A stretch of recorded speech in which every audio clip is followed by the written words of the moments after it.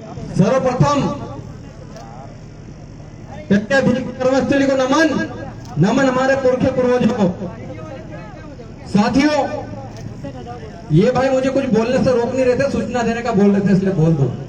कोई समझ रहे होंगे कि यार कुछ ज्यादा उल्टा सीधा बोल मत देना करके बोल रहे होंगे। यहाँ पर प्रशासन के लोग मौजूद है, पुलिस प्रशासन है, उनसे निवेदन है कि खरगोन के साथियों ने तय किया है कि 5:30 बजे वो कलेक्टर साहब से यहाँ रूबरू बात करेंगे और उनसे सवाल जवाब करेंगे। तो आप प्रशासन से निवेदन है कि कलेक्टर साहब तक ये सूचना हमारी पहुंचा दीजिएगा। अब मैं अपनी बात शुरू करूंगा। आज हम लोग चमेली बाई के न्याय के लिए आए हैं। सबसे पहले तो आबकारी विभाग और पुलिस प्रशासन ये बताए कि महुए का पेड़ किसका है। हम आदिवासियों का। महुए पेड़ पे जो फूल लगते हैं वो किसके हैं? हम आदिवासियों के। उस फल से दारू बनाता कौन? हम आदिवासी। उसको पीता कौन? हम आदिवासी। तुम्हारा आबकारी विभाग का क्या काम है हमारे क्षेत्र में? भाई आपका कोई हक नहीं है उस फल पे, उस पेड़ पे।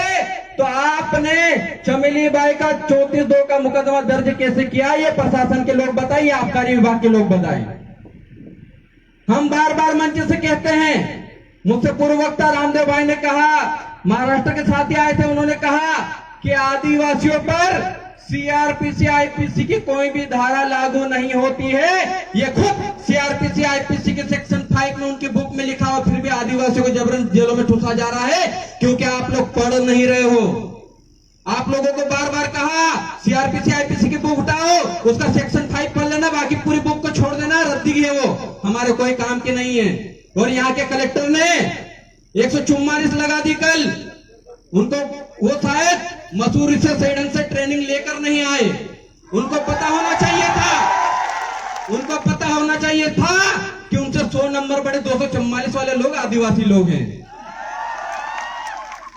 उनका 144 उनके तक 244 का पावर आदिवासियों का पावर है। ये चीज आपको समझने की जरूरत है। और चमेली बाई के साथ और उनकी बेटी के साथ जिन लोगों ने भी ज्यादती की, प्रताड़ित किया, उनको सजा मिली जानी चाहिए। नहीं तो रामदेव भाई ने कह दिया 1 घंटे के लिए टंटे मामा बन गए ना, सिर्फ 1 घंटा। हम बनना नहीं चाहते, हम संवैधानिक बात करना चाहते, इसलिए आपको बार बार याद दिला रहे हैं। आप ट्रेन से करके नहीं आए तो मसूरी जाइए, 244 और आदिवासियों के अधिकार पढ़ के आइए, फिर आदिवासी क्षेत्र में नौकरी करना।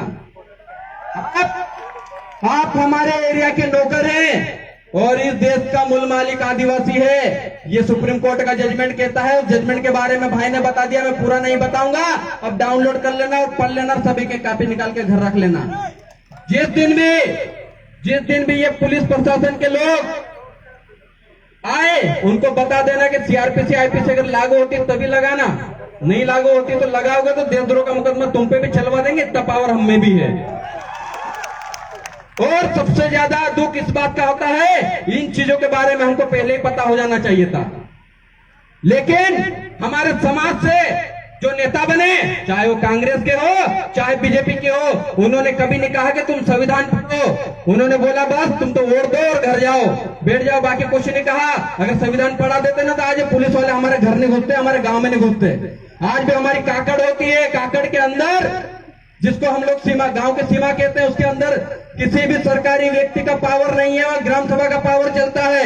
लेकिन इसके बावजूद भी वो लोग अंदर आ रहे हैं क्योंकि हमारी कमजोरी के हम पढ़े नहीं। जिस दिन ये कानून की किताबें उनके सामने कर दिए, पीछे गाड़ी घुमा के वापस चले जाएंगे। तो ये चीजें पढ़ना शुरू कीजिए।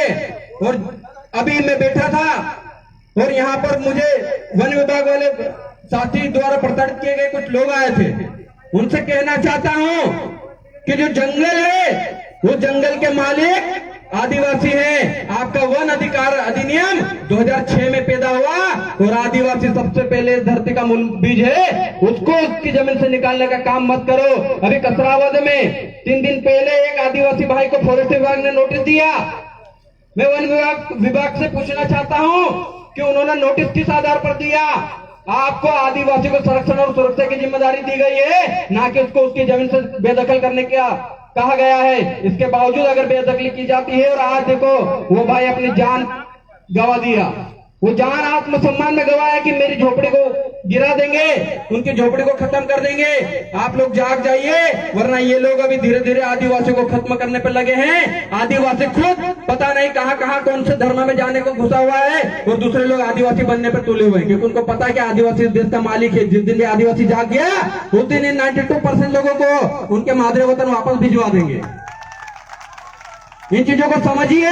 हम कहीं हवा में बातें नहीं कर रहे, जितना सुप्रीम कोर्ट कहता है, जितना संविधान कहता है, उसी पे बात करते हैं। और आज भी प्रशासन आज के कार्यक्रम में अगर किसी को के ऊपर भी एफआईआर करता है, 144 उल्लंघन की धारा लगाता है, तो याद रखना, जो धारा लगाएगा, जो विवेचना करेगा, उसको हम लोग सुप्रीम कोर्ट में घसीट देंगे और देशद्रोह का मुकदमा अब हम लोग लगवाएंगे। क्योंकि पहले हम लोग नहीं पढ़ते, लेकिन अब पढ़ना लिखना शुरू कर दिया है। हम भी टंटे भील की औलाद हैं, उनके विचार दिमाग में भी है, दिल में भी है, बस हाथों से कलम को चला रहे हैं। उन टंटे भील के छोड़े हुए हथियारों को नहीं चला रहे हैं। आज भी घर में है, चलाना हम भूले नहीं, आज भी चला सकते हैं और आज भी उखाड़ के फेंक सकते हैं। इतना ही कहूंगा। आज जिस चमेली बाई के न्याय के लिए आए हैं, उसे न्याय दिला के रहेंगे। खरगोन के साथ लगातार उस चीज पे लगे हुए हैं। हम जब मनावर थे, वहां पर हमको बताया तो हम लोगों ने कहा गलत हुआ है, और गलत जहां पर होता है वहां समाज की एकता दिखनी चाहिए। आज समाज की एकता दिख रही है, ये बहुत बड़ी ताकत है। आप सभी क्रांतिकारी साथियों को जोहार, जिंदाबाद, जय आदिवासी।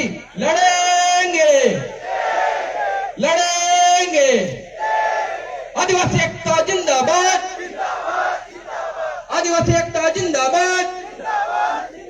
बहुत बहुत धन्यवाद। अगले वक्ता के रूप में हमारे पास भीम आर्मी के प्रदेश अध्यक्ष सुनील अत्ते जी आए और अपना बात रखें। साथियों, ये फोटो वगैरह खींचना तो मंच के माध्यम से मत खींचे प्लीज, ये मंच थोड़ा खाली कर दीजिए।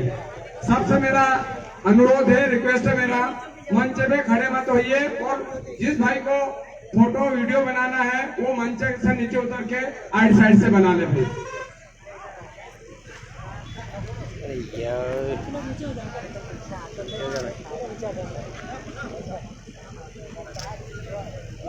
साथियों, जय भीम, जय जोहार।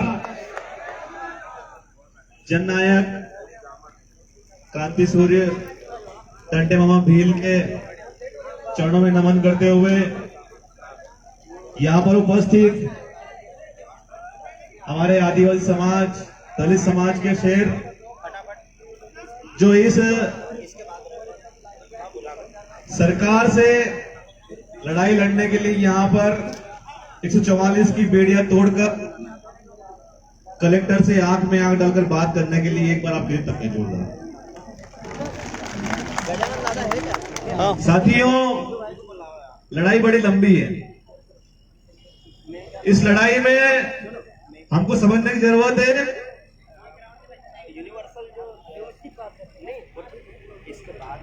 धूप आ रही है। एक तरफ तो इस देश